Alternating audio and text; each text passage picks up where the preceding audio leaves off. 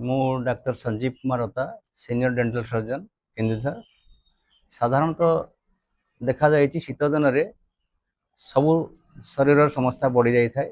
ତା ମଧ୍ୟରୁ ଦାନ୍ତର ସମସ୍ୟା ମଧ୍ୟ ଏକ ପ୍ରକାର ବଢ଼ି ଯାଇଥାଏ। ସାଧାରଣତଃ ଦାନ୍ତ ଶୀତ ଦିନରେ ଝିମଝିମ ଲାଗେ, ଥଣ୍ଡା ପାଣି ପିଇଲେ ଗୋଟେ କଲ ମାରିଗଲା ଭଳିଆ ଲାଗିବ, ବଥା ଲାଗିବ। ତ ସେଥିପାଇଁ ପ୍ରଥମେ ଘରୋଇ ଉପଚାର ହିସାବରେ ଶୀତ ଦିନେ ସାଧାରଣତଃ ଉଷୁମ ପାଣି ଲୁଣ ଦେଇ କୁଳି କରିବା କଥା ଏବଂ ଲୁଣ ସୋରିଷ ତେଲ ଦେଇକି ମଧ୍ୟ ଦାନ୍ତ ଘଷିବା କଥା।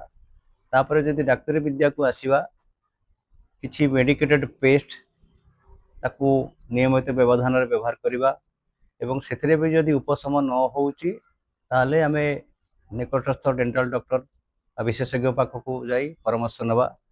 ତାପରେ ପରାମର୍ଶ କରିସାରିଲା ପରେ ଡାକ୍ତରଙ୍କୁ ସେଇ ଅନୁସାରେ ସେମାନେ ଔଷଧ ବା ଉପଦେଶ ଦେବେ। ଧନ୍ୟବାଦ।